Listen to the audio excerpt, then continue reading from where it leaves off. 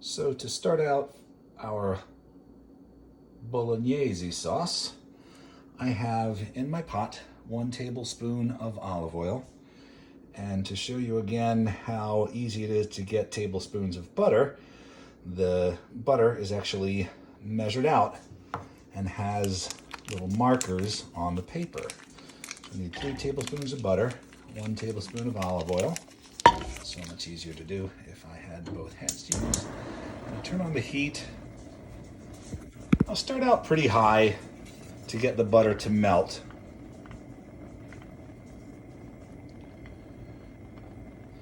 And this being a northern Italian dish from the city of Bologna, tends to use a little more butter than southern Italian dishes, which tend to be a little bit more olive oily. So we're going to use a little bit of both. You want to be careful that you don't burn the butter.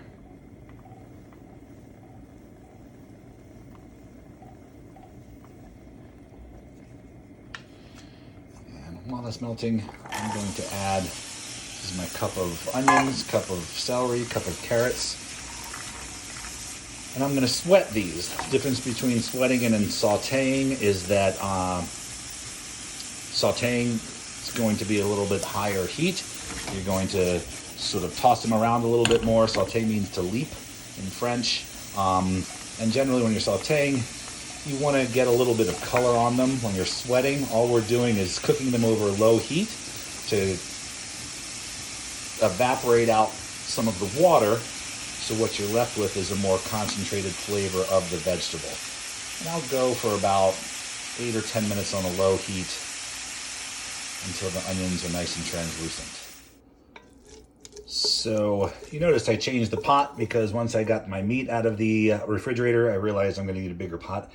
I basically cooked these, it took about 10 minutes to get the onions. They're starting to be a little translucent and no color. Everything's just been sweating down. Smells really, really great. I'm going to add my beef. This is just ground beef.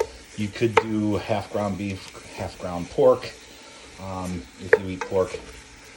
And then again, I'm just going to cook this lightly so that the meat starts to brown and render some of its fat. Probably again take about 10 or 15 minutes, sort of break it up. I don't want to stand over it the whole time it's cooking. Come back every couple minutes, give it a stir. Let's see how that's going. I'm going to add a little bit of salt right at the beginning, so it kind of seasons everything in. I'll put in a grinding of pepper as soon as I have a free hand, and I'll come back once that's cooked. All right, so now that the meat has gotten nice and brown, separated apart, I'm going to start layering some flavors. This is my cup of milk, which sounds strange, but again, being a northern Italian sauce, what the milk is going to add is some fat. This is whole milk, and as we cook it down, it's going to start sort of the layering process of the flavors. A lot of the water will evaporate out. What you'll be left with in there is going to be the milk proteins and the milk sugars, the lactose, and they are going to start sort of the layering process of the flavors. After this cooks down, and this is probably going to take a good 10 or 15 minutes before most of the milk sort of evaporates away, then we're going to add in some tomatoes and cook those down, and then we will add in, usually you would add in wine, but since I'm not having you do wine, we'll add in a little bit of water with just a little tablespoon of vinegar to give some acidity, and then just let it sit on the stove. So it takes a good hour, 2 hours, even longer if you're going nice and slow to build all of these flavors up. But it starts with reducing down the milk. All right, so about 15 minutes later, you can see the milk is almost pretty much gone. There's very little liquid in the pot still.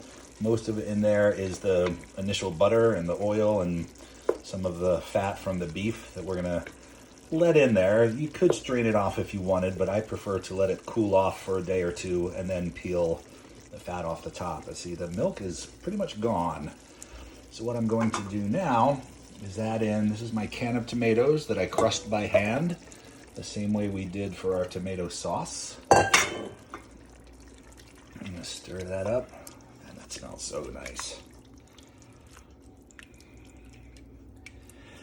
And again, another little pinch of salt, just very small little pinch of salt. And then this, I'm gonna leave on low heat for probably an hour or so before I add in a little bit. Again, it should be wine, but we're gonna do a little water and a little vinegar just to get in some acidity. But this is gonna sit over a low heat, almost barely, not even bubbling. That's gonna allow the meat to really break down, the flavors to really sort of mix and marry and become more than the sum of its parts. All right, so you see how after a good 40 minutes or so of just a low simmer, see how little of those bubbles are breaking on the surface? I'm going to add a half a cup of water with a tablespoon of white wine vinegar. This was where we would add wine, but I'm not asking you to add wine. If your parents allow it, then that's awesome, but the vinegar is going to give an acid component. That's what wine gives as well.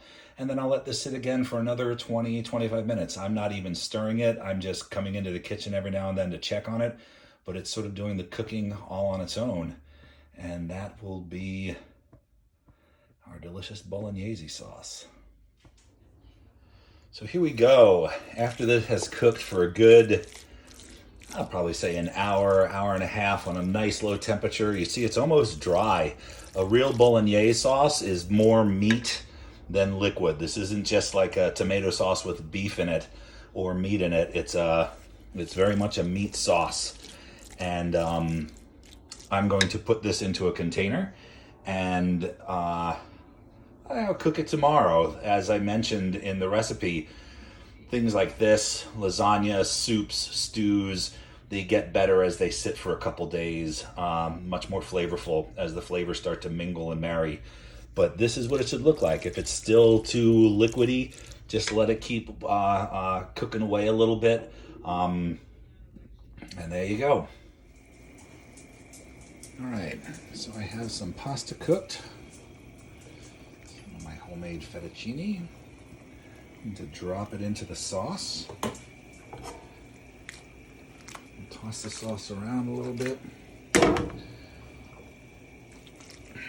And I want the sauce to finish, the pasta to finish for a minute or two in the sauce so it kind of absorbs a little bit of the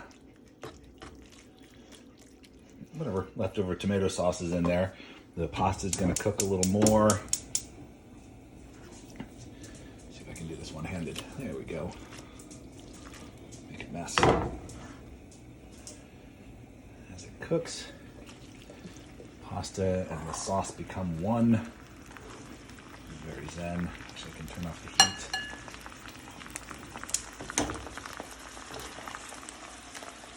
I'll get my pasta.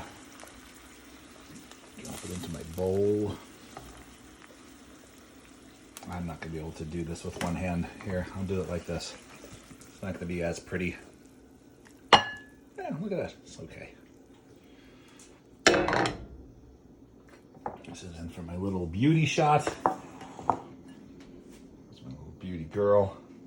I'm going to take my pasta over here. A little bit of sauce in there I can clean up.